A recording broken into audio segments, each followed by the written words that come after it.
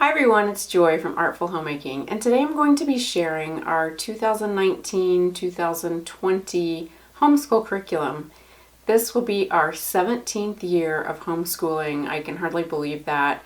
We have 5 children. Our oldest 2 have graduated. The oldest graduated in 2017, and my next daughter graduated just this past spring in 2019. So this year, for the first time in a very long time, I'm only going to have 3 students. I'm going to have a 10th grader, an 8th grader, and a 4th grader. Kind of a different dynamic that we're going to have going on this school year because I'm used to having more children to plan for and more children to include in the homeschool day. I feel like we're kind of entering a different season of having mostly older children. Last year, I did not make a video. I made a video the year before, I think it was our 15th year of homeschooling, sharing our curriculum choices, and I'll link that below just in case you're curious about what we've used in the past.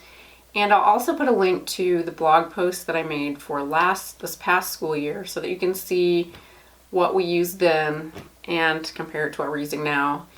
And last year I didn't get a video made, but this year I had several requests for it, so I decided to go ahead and do a video. This year I chose a Bible verse for our homeschool just to kind of focus us on what is really important and to know where we're going. And the Bible verse is Romans 12:2. Do not be conformed to this world, but be transformed by the renewal of your mind. And that's kind of my goal for our whole homeschool year, is just that we would be renewing our minds and growing spiritually as well as academically this year. For the past several years, I've been using an Erin Condren teacher lesson planner as my homeschool planner, and I do modify it somewhat.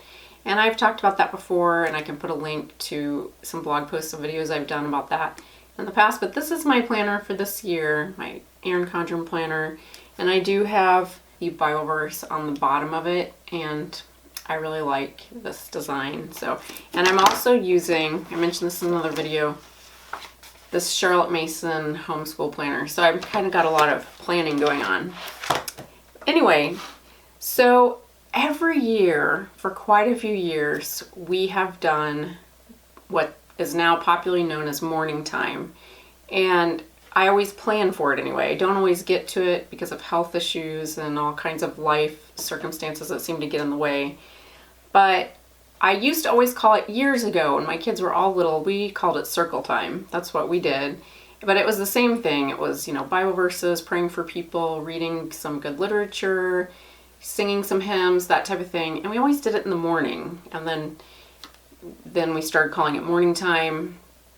Well, this past year, my husband and I have both had a lot of health-related issues, and our lives just got kind of crazy. So I realized morning time was not working for us, and also having older children and trying to work with their schedule, it just got complicated. I didn't want to do away with morning time, but something needed to change for our family.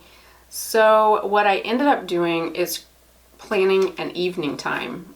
We're basically doing similar things to what we did in morning time, the things that matter most to us, the most important things, except we're doing them in the evening as a whole family. Put together a binder of things for us to go through. It's our evening time or family worship time binder. And so basically we've been having family worship time or family Bible time, whatever you want to call it, family devotions, in the evening since our kids were just babies. And some years we were more consistent with it than others, but pretty consistently we've always tried to do a family worship time in the evenings. So what I decided to do is just make it a little more intentional, a little more focused. And so I put everything that I wanted us to be focusing on in these binders. I made one for each family member, so I have 7 of them, including one for my husband and myself. And so what I have in here, I'll just briefly share with you.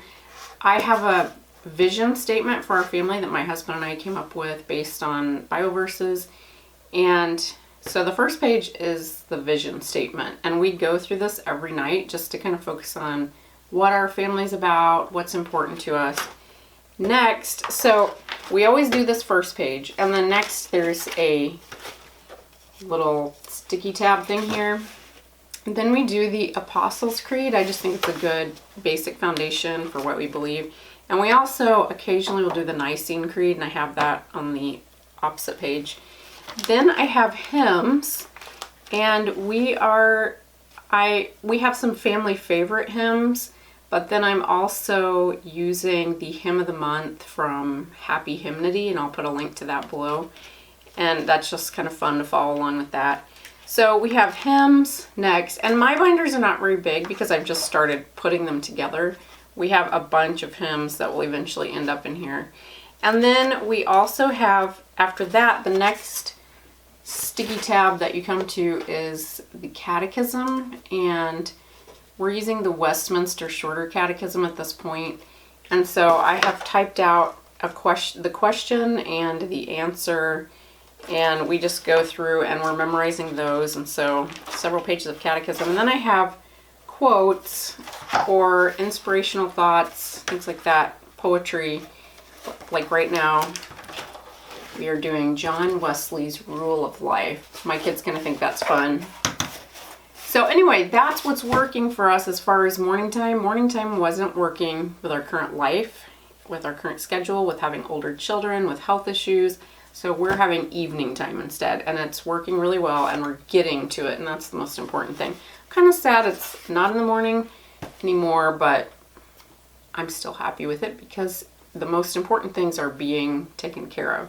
As far as math this year for everyone, we're using teaching textbooks. We've been using teaching textbooks for, I don't know, this is our 7th year, maybe? So lots of years. All my kids have used it, and I love it because I don't really have to do that much with math. And with my youngest, we had been doing Right Start Math a couple years ago, and I really loved that. So I also highly recommend that for younger children. But as they get into the upper levels of math, I am a huge fan of teaching textbooks. That's what we're using for math. For science, my older son to be using an astronomy package from Master Books, and I don't have that yet. We haven't been able to place a school book order yet. I'm hoping soon we can, but that's what we're planning to use. And then my younger son is going to be using the Exploring Creation with Astronomy Apologia, and this has been on our school shelves for, I have a little tab on it from the last time we used it. We've been using these books for many years, but my youngest hasn't gone through this one yet, and I thought it'd be fun. He and his older brother are both interested in astronomy, so this one I'll be doing with my youngest, and my older son will be kind of on his own doing the Master Books astronomy course. My 8th grade daughter is going to be using the General Science Apologia book, and I know some people use this in 7th grade. We didn't get to it last year, so we're going to use it this year and see how it goes. She enjoys doing these, so that's what she's going to be using. And then for grammar, we're going to continue on with something we've been using. It's been working for us for years, and that's Easy Grammar. So my older 2 children will have Easy Grammar books, and that's simple for me. They actually prefer them. They just get it out of the way and we're done with it. And my youngest, he's going to be using the Master Books Language Lessons for Living Education. We're going to try that. I've never used that before, but it looked like it would work well for him. So when I get to place my school book order, I'm hoping to order that. Oh, and nature study. I usually try to include nature study even along with the science courses that we do. So again, we're going to be using Exploring Nature with Children. This is my favorite nature study guide. For history, we are going to be doing medieval history this year. And so last year we used Beautiful Feet books, ancient history, and I thought about doing their history this year, and I really just needed to use books that we already had just to try to save money this year. So this year I'm going to be pulling some of the ideas from Tapestry of Grace. If you followed our homeschool journey in my blog post, you'll know that we used this several years ago, and it's time to come back around to this time period in history. So I'm going to be using some of the book suggestions because we already had them on our shelves from the year that we did Tapestry of Grace. I'm going to be using some book suggestions from here, and also I'm going to be using the geography suggestions since it will tie in with our history study. Returning to Tapestry of Grace for history this year. We're not going to do everything. I'm not going to do everything listed, but that's going to be the basic framework. And then I have my own book list that I'm going to also pull from some different books that aren't in here. And I'm going to be using as a spine the Simply Charlotte Mason, A Castle with Many Rooms, which is perfect for this period of history. That's what we'll be doing for history. And as I mentioned, geography, we're going to use the geography suggestions that are in the Tapestry of Grace plan. And we're also going to be using Pin-It maps. I love Pin-It maps. I think they're great for learning geography. So just to give you an idea of what the Pin-It maps are, if you're not familiar with those, they look like this. And this is one that one of my kids recently put together a while ago. Little tiny flags. There's a United States, there's North America, there's all these different places in the world. You can get whole sets of them. And they're mounted on a pin and you stick them into this foamy board thing. Anyway, kids think they're super fun. I think I'm kind of addicted to doing these. When we get these out, I love to just kind of sit there and put it together. Those we've been using for several years now, and I don't see them going away ever because we all just love them. Everybody likes using the Pin-It maps. I'll put a link below where you can find those if you're interested in checking them out. For writing, this year we're using Writing with Skill, and I actually had this on my school plan last year and we did not end up doing it. We used something else. We're going to get use out of these books that I already have on my shelf, and they're just waiting for us. So I'm going to be using this for writing. And then for music study, this is just kind of a little extra thing. We're going to be continuing with the history of classical music. Some of you may, if you follow my Instagram, you may know we worked on this some last year. Love it. Love everything about this course. And everybody likes it. It's been very popular in our home and we love doing it. It's just this past year we weren't able to completely finish it. We're maybe a fourth to a half of the way finished. I'm not actually sure. This year we're going to work on this again.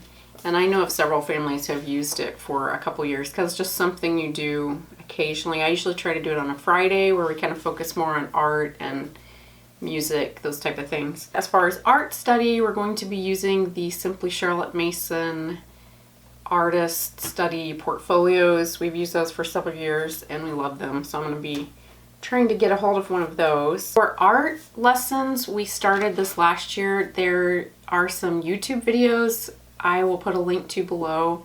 I can't think of what they're called right now, but we love using these watercolor painting lessons and they're free. So we try to do those on Friday, just kind of a fun time. Everybody looks forward to it. And my kids actually learned quite a bit and I enjoy doing it myself, and I learned quite a bit about watercolor painting. And hopefully we can continue. This is something I try to do and it's often really hard for me to be consistent with it, but we love doing it. This year again I want to continue with poetry tea time. That's something that I just really love and the kids enjoy it as well. Anytime there's food involved, everybody's gonna love it. Hoping to continue with the poetry tea time. And so that's about it for our choices. Then my youngest is going to be taking piano lessons this year for the first time from my older daughter, who's a piano genius. And she probably won't like me saying that, but she's really good and she basically taught herself the first few years and then she took lessons for 2 years, but she's amazing, and so she's going to be teaching her younger brother. So I'm really excited about that. That's what we're going to be using for our homeschool year this year, and I hope you enjoyed watching this video. If you have any questions, you can just leave them in the comments. If you have any comments, you can leave them in the comments. If you like this video, please give it a thumbs up, and if you're new here, I'd love for you to subscribe. I make videos generally on creating a simple, natural, handmade home, and I'd love for you to join us.